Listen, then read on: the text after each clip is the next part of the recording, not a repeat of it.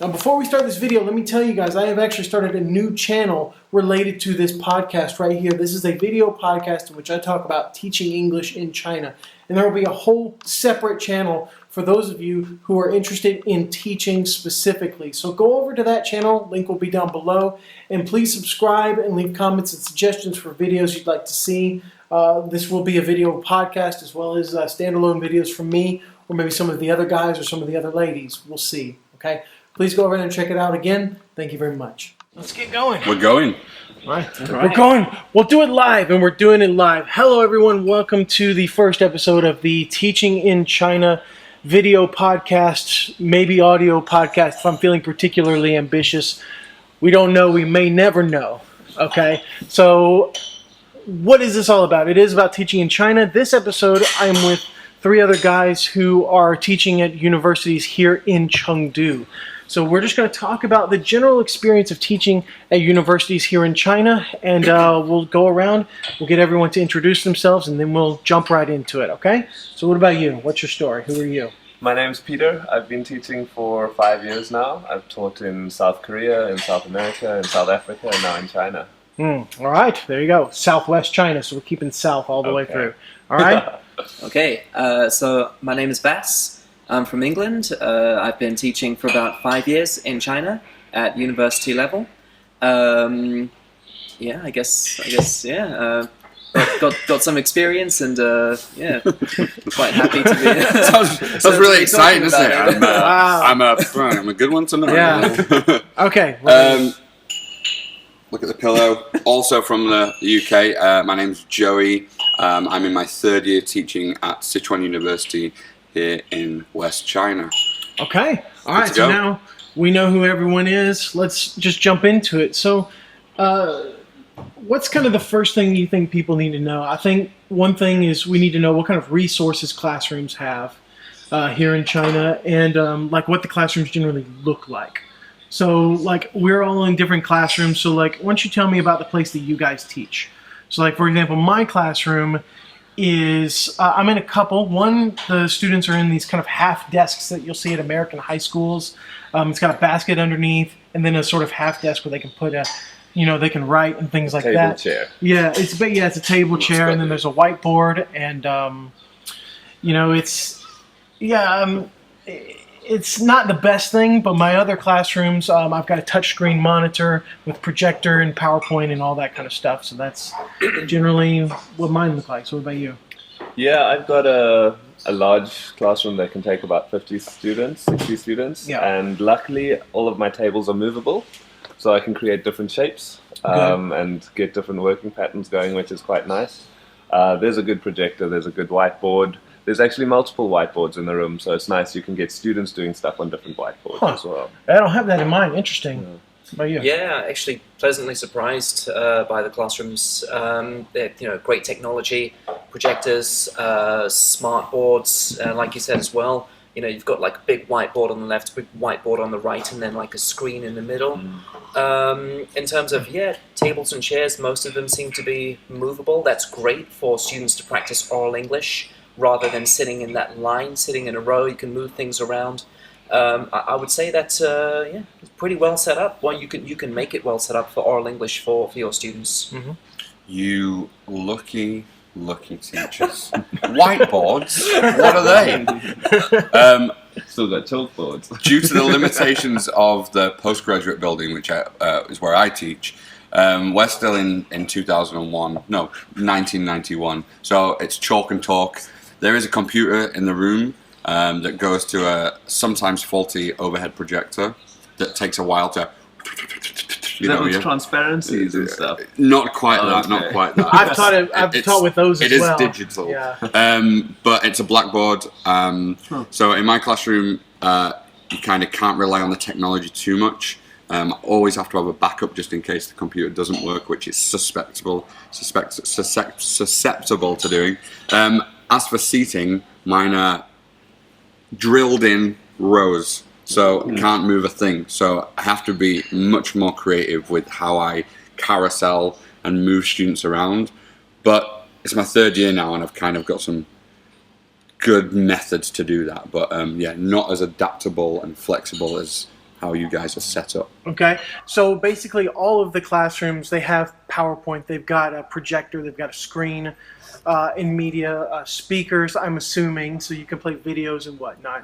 I've noticed that because I've studied at a university in China and I've taught at 4 others. So like I've noticed that at all 5 universities, pretty much every classroom will have that, going for it. So, anyone who's planning on coming to China, you can, of course, load up PowerPoints, get the videos, use the media in the classroom. That's really great. Okay.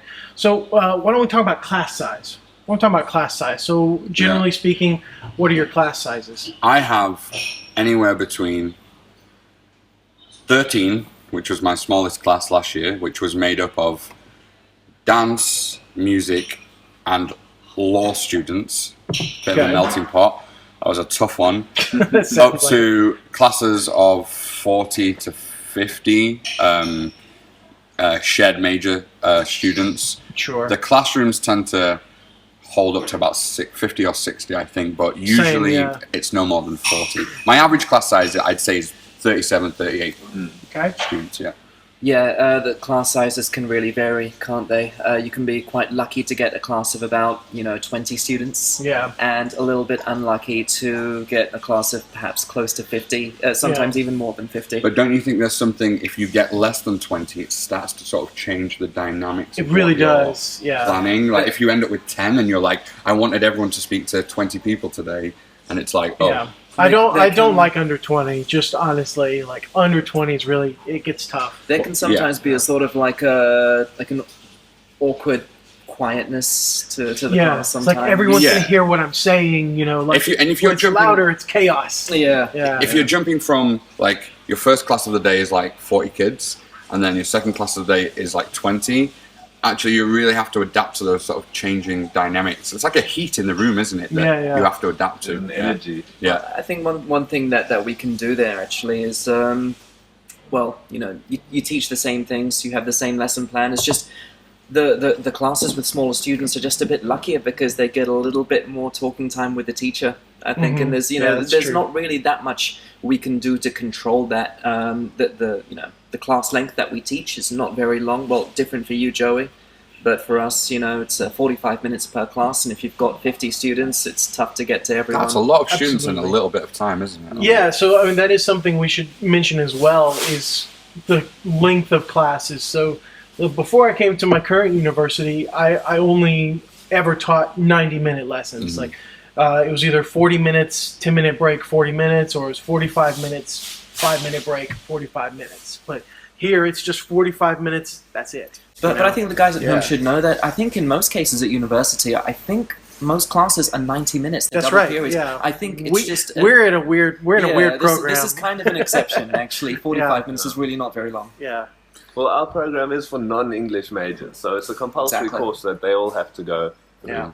So that's why they don't give them that much time, but they do give them some time every week. Sure. I think the amount of students on undergraduate at our university, Sichuan University, like it's a growing number each year, and so I don't think they quite have the resources or personnel to be able to give students 90-minute classes. Whereas in my campus, which is postgraduate, it's all 90 minutes as standard, which is probably more format for China, I think. I think large classes can sometimes be a bit challenging. And Austin, I mean, how do you deal with? First of all, what do you think are the main challenges of these large classes and a huge amount of students? Yeah, the challenge is really, I find it's scaling activities because, like, a class with 20 kids and then a class with, like, my biggest one this semester is 54. That's really different, I did for example, I did an activity, like a getting to know you thing, which was, it was like line up according to where you're from. If you're from Chengdu, stand over here. If you're from like Xinjiang, stand over here. Everyone in between, talk to each other, figure out. And when I did it with 20, it took 2 minutes. But when I did it with my class of 54, which were performing arts and dance students, it was chaos. Really? It was chaos. And then at the end,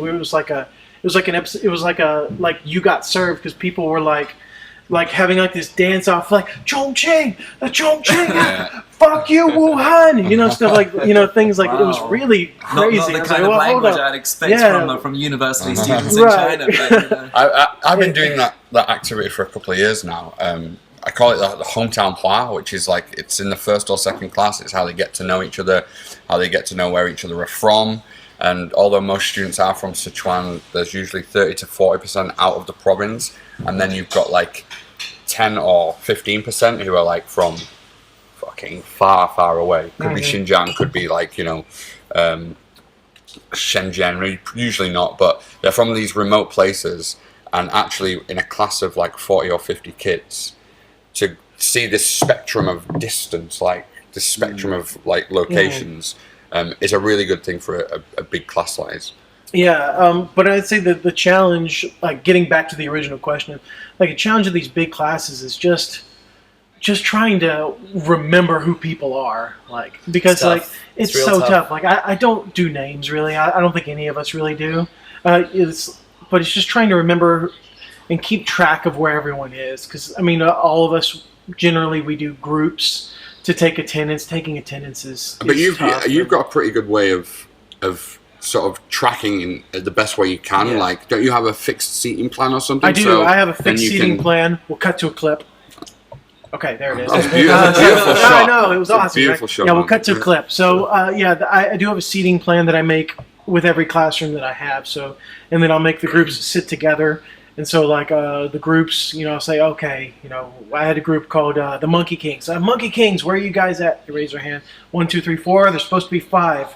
And I look, this guy's not here. X for the day. But if Jiang Hua sits in the Monkey Kings group at seat number 3 every time, over time you're going to get like this sort of almost like a brain, like this trigger of like, oh, that hand keeps going up. Do you know what I mean? You're going to get to know them. Whereas if they sit where they want every single class, that's where you're going to get lost. Like, wait, exactly, I recognize that guy. I do seating charts and I do sitting by groups, and it works wonders. Do you do that, Peter? It's so great. Like a seating plan? Or? I do it for certain lessons. I don't do it for the whole semester, but it's something that I would like to play with more. It is incredibly challenging to remember 450 students' names. Yeah, but without that kind of personal relationship, it's really hard to be a teacher. Yeah, because you gotta. I mean, you will ultimately be able to feel the room, and you'll get an idea of which groups work well together, which groups don't work well together, and then there will be certain lessons where you can swap people around and just play with it. But yeah, I mean, attendance, getting to know students, and building a good relationship.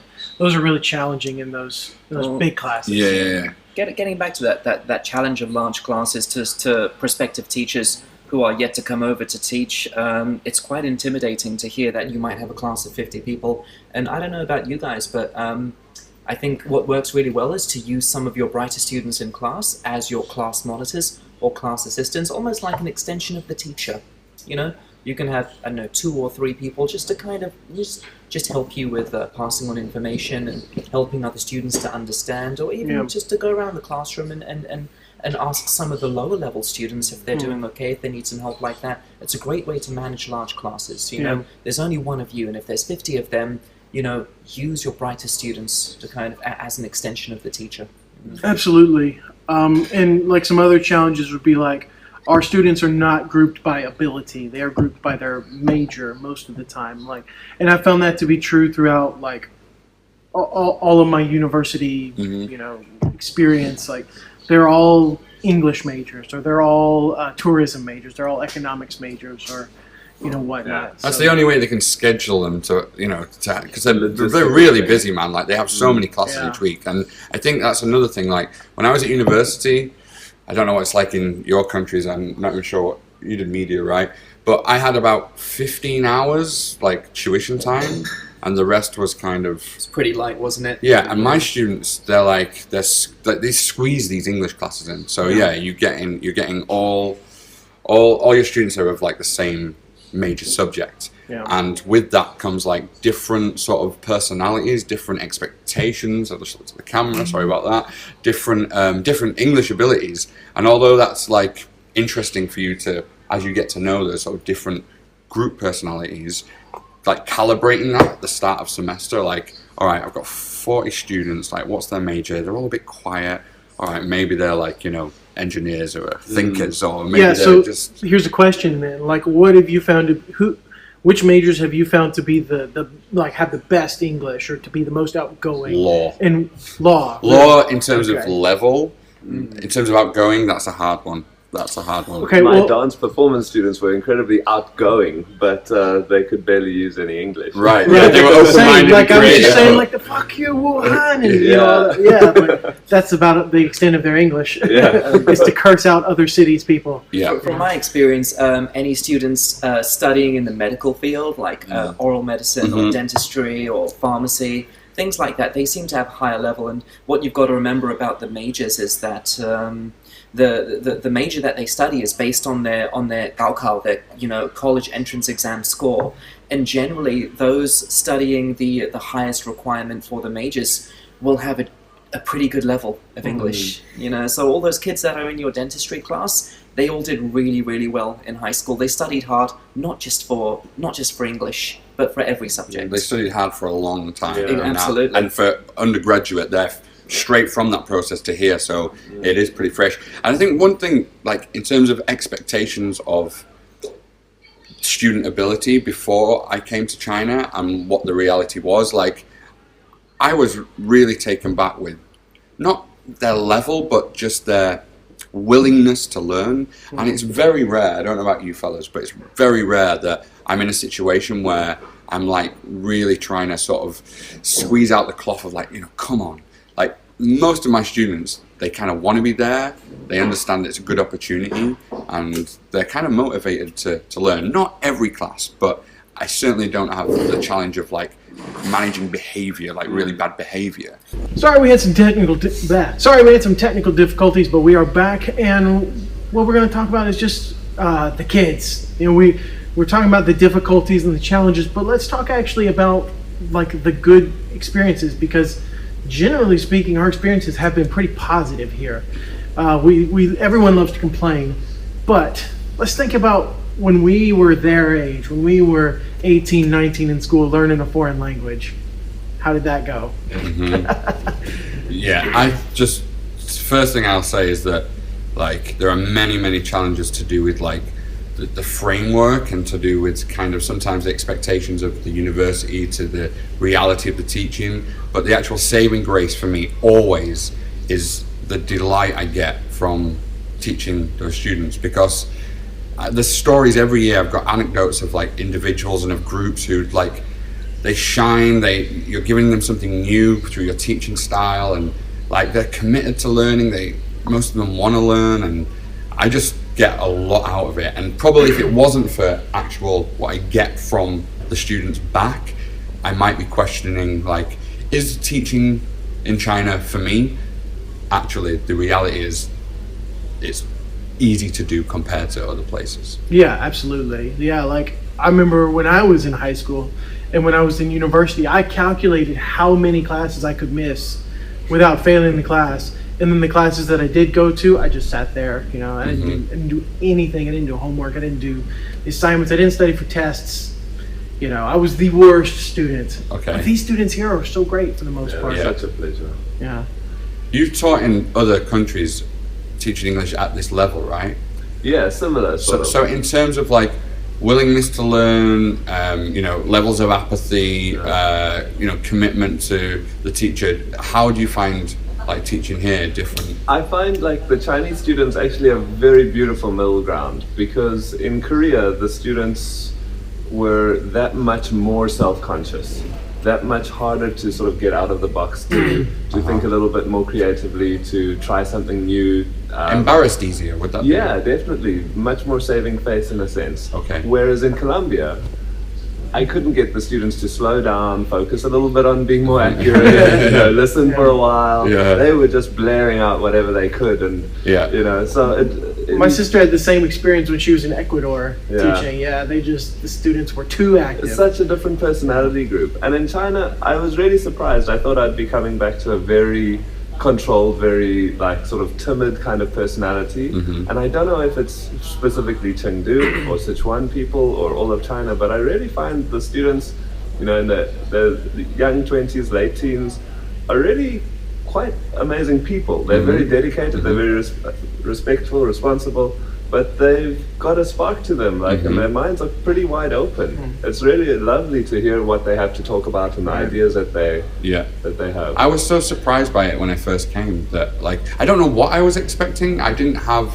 experience of teaching in another university, so I had no kind of reference point, but I had my own experience of university and my own experience of traveling, and so I'd kind of come up with like this scenario in my head where I'd be trying to like really get them, like trying to draw it out of them. Actually, if you have a good first few classes, it's kind of quite easy to get them to want to learn. What's your take on that? I mean, I actually think that a lot of our students at university are really excited to have English classes with a foreign teacher. For some of them, you might be the first foreign teacher that they've ever had in their life. You've never seen such discipline, such dedication, such a really fantastic work ethic. Generally just very easy to teach, and they want to learn. They want to be there, and it just makes your life as a teacher really easy. So one really interesting point before we move on is that they've come through this system, which is, like, if you've ever visited China, and you'll know this, but if you don't know much about China, like, the education system here is very, very different to our own experiences. Very competitive. It's all like exam based, and so they come from, it's almost like it's a regimented like 18 years of their life. Absolutely. And then they come to this environment where this teacher is bringing a more, it's, however our teaching practices are, it's going to be more relaxed than what they're used to, and you notice them kind of going, it's okay to be a little bit myself and show my personality. So if you can meet their like regimented, disciplined way of learning and bring this relaxed and more creative kind of environment, the two can marry really well to have these great experiences teaching. Absolutely, I completely agree with that. Like, because you go in and they're expecting just a lecture class. Like, even a lot of these oral English classes, or writing classes, or culture classes, or whatever you guys may have taught in the past, they're always going to be lecture if they're from Chinese teachers. But you come in and you bring a different vibe, and you bring in something different, students will like grab a hold of it, and it's wonderful. And I've noticed it really just across the board, in Gansu or in Tianjin or here in Chengdu. Like, the students are really receptive to this new thing. There are certain differences between teaching in different provinces, like, because you guys talk about how students are so open and they're willing to learn and they just love coming to class, and that's not necessarily true all over China. Sure. When you get up into places like the Northwest, where I used to live and where I still have lots of friends at different places, like, students there are very traditional, they're very conservative. They may want to like come in and do that, but they are terrified. Can't quite let themselves, maybe. Yeah, or they are worried about what other people are thinking, which we still have to deal with here. Yeah, sure. But to a much greater extent up there. Like, it's a whole different kind of, it's almost like teaching in a different country. Right. Like, it's so different. Yeah. But did you still feel like in the Northwest, right? Northeast? Northwest. Yeah. Did you still feel that you could like bring your personality to those classes? Absolutely, yeah. I did bring my personality a little bit, but I did have to make it more lecture based. I could not do the same thing here that I did back there. Okay, because I think, like, if you're planning on teaching in China, like, here's a really important consideration is, like, don't just think about like how much can I get paid and what are the benefits and is that an interesting place to live. You got to think about like the dynamics of your everyday job. Actually, it's the thing that surprised me the most was like how myself, like, I could learn to be in my university classes. So if anyone's planning on teaching at Sichuan University, which is a very specific demographic, I'd say like have no anxieties about whether you're going to have to like fit in this tiny box of teacher. Like, there's room to really bring yourself to it. that's probably good research to do, like to speak to teachers at the institution you're thinking about going and ask them questions, not about like how's the faculty and is it well organized, but ask them things like, can you be yourself in your job, and do your students take to you when you ask them to do something a bit different? They're probably important research questions before you choose a place. And let me just answer some questions beforehand. Is the faculty well organized? The answer is going to be No. no. The answer is going to be no. Pretty like I've been at 5 universities now. I've only had one that really had everything together. Like just one, where they had one dedicated person to take care of all the foreign teachers and to take care of, like, that was their only job. The others they get what do they do, like at your schools? What do?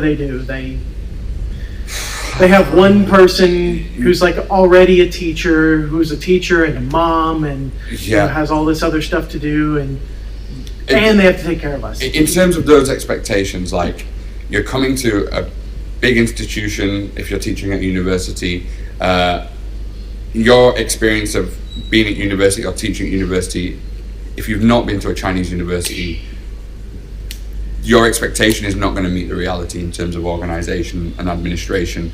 And I think that is the balance of, like, can you, like, navigate your way through the admin side of it and the bureaucracy side of it, and is the payoff of teaching worth it to you? Does it kick it into balance? I think this ties in with just living in China anyway. You have to learn how to adapt, and I think you have to learn how to be tolerant as well. Yes, the organization is not always there, but again, it's not there, is it? It's not really there at all. But it's the kind of thing that you sort of, I want to say, get used to. Yeah, you mellow, don't you? You become less shocked. You deal with it. Yeah, you deal with it. So what starts as a kind of like, fuck you know, and your second year is like, the third year. Okay. No, wait, I really want to get your input on this. From teaching South Korea, teaching in Colombia or South America, and then you come here, what is that difference? What was your first impression of the department or the admin? Yeah, I think it's different. So it's really difficult to compare across countries, different kind of schools, universities, things like that. But within China, I think it's easy to compare the training school industry to a university or public kind of education kind of thing. Because in China, English is big business. So there's a lot of businesses in English. Absolutely. It's also an education, it's an academic thing. So it's also part of every academic industry. But if you work at a training school, you're going to be in a sort of organizational structure with a growth path, with management responsibilities, with oversight, with all sorts of things like that. And you're pulled in, usually expected to have no experience. Whereas I feel at the university, you're brought in as an expert. And you are considered to be an expert and left to your devices completely. In fact, there's almost no to a fault. There's no hierarchy, there's no promotion, there's nothing to go up to, but there's also no one to tell you you're not doing it correctly. So you have complete ability to develop your own teaching styles within that, to push yourself and your students the way that you feel is needed, and try different things. You can do research in your classes, you can do incredible stuff. That's a really important, because I'm just thinking about, if I was thinking about coming to China, like, it's such this massive, like, different options, training schools. What's a training school? Kindergarten, I've seen, things on the internet, university, but that's a really good way to put it. Like, if you want something more organized and structured, something maybe that you're used to a little bit more, then the training school avenue might be the way forward. But if you want to feel like less restricted and more creative, it's going to require more organization on your part and more hard work and probably more commitment. But the rewards, for me personally, because I work in both, the reward is multiplied. So it depends, like, what you need, I guess. Absolutely, because, like, not everyone's cut out for training schools, not everyone's cut out for universities. It's really just kind of what you want, like in China, there's the beauty of teaching English is that there are so many options. It's not just teaching English, is it? It's like different environments, different sizes, different schools, different people. Universities, there's training schools, there's teaching English at companies. You can come in as an editor. and then teach on the side. You can do private students. You can do like so many things. Yeah. Like, it's ridiculous. So you can be picky with your jobs. You can be picky with what you want and what you need, and I really like it.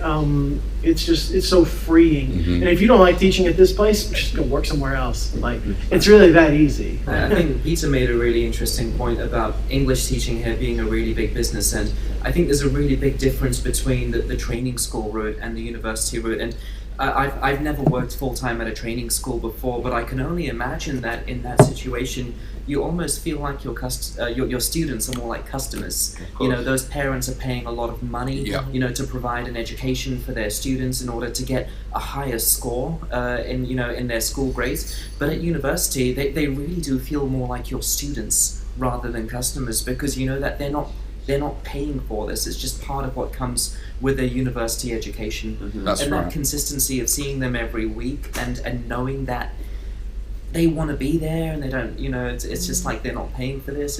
It really is quite rewarding, as you said. Absolutely. You know what I mean? And they can appreciate you and you can appreciate them. Yeah, it feels like a more honest relationship because there's not that thing of money in between. Yes. And the fact that it's a mandatory English class that goes alongside their major, it's a bonus for them, right? It's an added thing.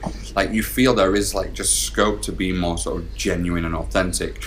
My experience right now is that I teach part-time at the university and part-time in a very, very well organized training school. And I've worked for a few. This is by far the best I've ever experienced. It's foreign run, it's beautiful, it's well organized, very small class sizes. But still there is this feeling of having to compromise a little bit of the teaching practice to kind of suit the customer, which is the parents. Whereas at the university, you just don't even consider that. It's like, how can I just deliver the best English class I can in my own way? Yeah, absolutely. Now, this is something that we'll talk about in later episodes, like this whole training school versus university or versus even public schools. I don't know if you guys have taught at public schools here, high schools and stuff. There's so many different avenues that we can talk about and we can focus. But yeah, the whole point of this one is just to get a very broad feel of what it's like. So is there are there any other points that we feel like we need to hit with university teaching? Are there any more bullet points? I think there's too many, and it's which ones to cover. We could talk about some of the non-teaching perks of our job, which I think is a that's really actually a great thing. Yeah. Holidays basically is what I'm talking about. Yeah, holidays. Yeah, we have so many holidays. We got winter vacation, summer vacation. We've got Duamu. We've got. I think Chengdu, Vas has done the numbers from a 52-week year. Can you talk about I've heard him talk about it before. So I mean, if you're very lucky, like we are, to have a very light schedule of just 2 days a week, 2 fairly busy days a week. They are busy. Still only. I mean, back in England or back home, you'd be looking at working 5 days a week and having a break for 2 days a week, and it's the opposite here. He's got that little smug smile. Yeah. You could work for 2 days. The secret, I'm better than you smile. Yeah. 2 days, and you could just do whatever you want to for 5 days. Yeah. But yeah, in terms of the holidays, we're looking at close to 3 months off in the summer, about 2 months off in the winter. And then there are these little holidays in between as well, like we just the had a National week Day just holiday, now. The Dragon Boat Festival, the Tomb Sweeping Festival, and all of these other things. And I think actually, if we're looking at 365 days, it's about 6 months on, 6 months off.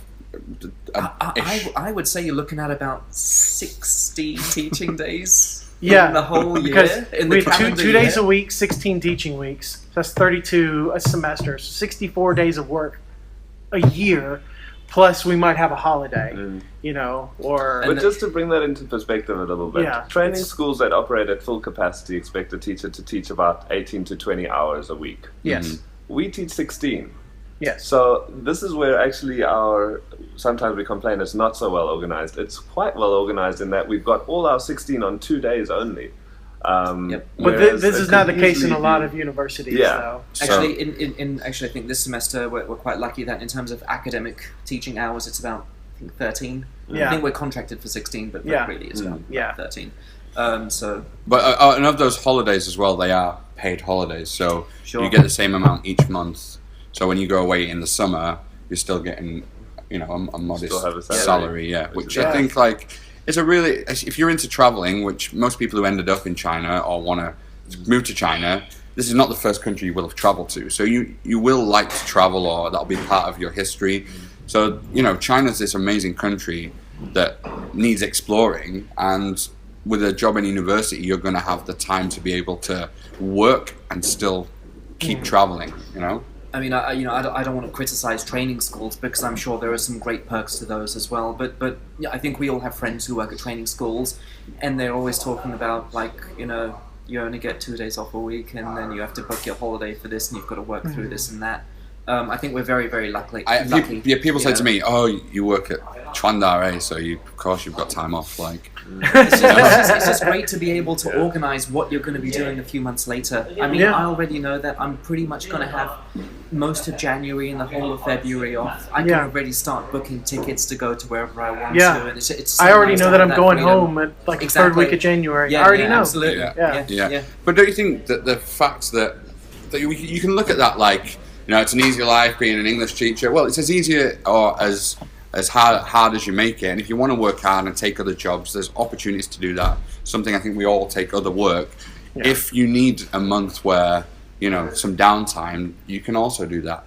But having those twice a year, having that horizon of some time off to either put into yourself, to go see family back home, to travel, like having that on the horizon actually adds to your commitment to your semester. Absolutely. You know, because you've got this like 15 weeks, let's hit it hard, let's dig into it, and at the end of it there's like this reward of senior students like finish their final exam, and then just beyond that you're going to take a trip or time to yourself, and it just feels like a real nice balance of like, you know, hard work and then some rest time. I You know? feel like this, now I want to do real quick, because you're talking about motivation, just wanting to get it done, but like not everyone is that way, like, and there are certain traps that teachers can fall into, especially because we've talked about how there's virtually no oversight. You are free to do whatever you want, and that really means whatever you want. So there's a really good transition to kind of, because you've chosen some of your colleagues, you could have chosen 3 other colleagues, and you might have had like a different take, and we've got there's such a spectrum of different type of people who we work with. I'm like, there's so many names floating around in my head. I'm like, there's some certain nihilists we could talk about. There are some, you know, like, but like the thing is, there are some, like, I chose you guys because I think you guys really take the teaching thing seriously, and you want to be the best that you can be. Yeah. You know, we specialize in different areas. You know.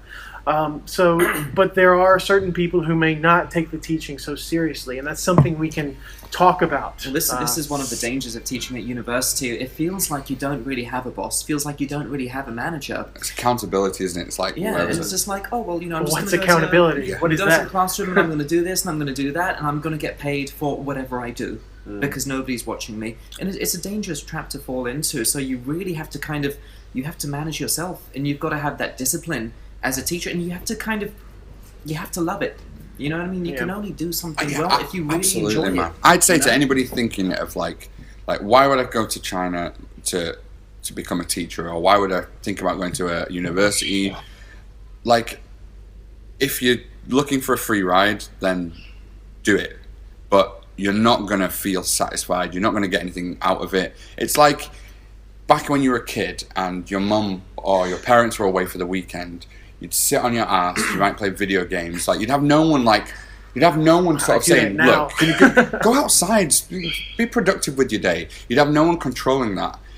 Our faculty is not like, it's not organized, not policed in that same way. So you can just sit on your butt, turn up for class. You're not going to feel good at the end of it, you know? And there are people who choose that path, and I'm like, what the fuck are you doing here? I wouldn't feel satisfied at all. No, I'd feel like I've just wasted my time, and I've wasted the students' time as well. And I think there are certain teachers who maybe kind of have that kind of attitude of just like watching the clock. You know, every industry has people who don't really love what they do. But in teaching, I kind of feel like the way I remember it is, at school, we always think about that 1 or 2 teachers that was really special. Think about those other ones, the ones that you thought didn't care, the ones that you knew didn't care, the ones that you knew were just wasting your time in class. Do you want to be that? Do you want to be that teacher? Yeah. I would hate to have 450 like real people think that I was taking the piss. I know, but the problem is some people just don't care, do they? They literally don't. Like, and there are teachers. Let's just elephant in the room. There are teachers in this country, in these kind of faculties, who get there because of their academic qualifications, and maybe they're a native speaker and they might have a passport. Yeah, they've got a passport. But it is an easy place to get a free ride. It's also an easy place to have your own scope, to build your own framework, to come up with your own curriculum. Like, it's polarized. Like, when I think about my colleagues, I don't think we're a dynamic team of motivated people. I think we're like a group of people that you can split into a few different categories. And it just so happens around this table today, we're dynamic people, we're committed to the students, and most teachers are, but you're not going to ever be in a team of people where everyone has that same thing, and you have to be able to cope with that, because it does sometimes feel like I'm seen by some people as just being a part of this one group that those people are also a part of, and it took me a little while to sort of come to terms with that. I mean, one thing I'll say about the teachers, that like us at university, is we are all different. We do all have different styles, and those of us who are kind of leaning towards that more just like watching the clock and not really planning and not really taking it seriously, I think eventually it does catch up to you. Absolutely. You know what I mean? You can't get away with it forever. And your colleagues know, and the students know. The students know. You know what I mean? They can tell. They can tell who's there, who's passionate, who really sort of cares, and who's concerned, and which teachers are just waiting for the class to finish. Yeah, it's a feedback loop. If you put into it, you put more into it, the students will put more into it, and then it just snowballs, and it gets better and better every single week. Yeah, and it's just incredibly rewarding. You guys know that feeling when you have a class that just goes great. Like, it's just like, it's a great feeling. You're buzzing. It's incredibly good. Like, it's hard to even describe, but I mean, there's so many like points we can talk about. There's so much we can go into, but I think we're about to hit the 45-minute mark. So I'm just gonna have to impose a little self-control here, and just say, hey guys, we gotta go. We gotta go. Like, some of us are hungry. And also, the cameras are dying one by one, and so they're just dropping like flies. So I think we're gonna have to just leave it there. So just thanks for being here. Thanks for contributing. And, no problem. Thanks, buddy. It's been fun. So we'll see you all. I guess we'll see you all in another episode. Maybe we'll switch out one or two of you if you can't come, and we'll see what happens. Okay. Thanks, guys. Thanks. All right. Cheers. Awesome.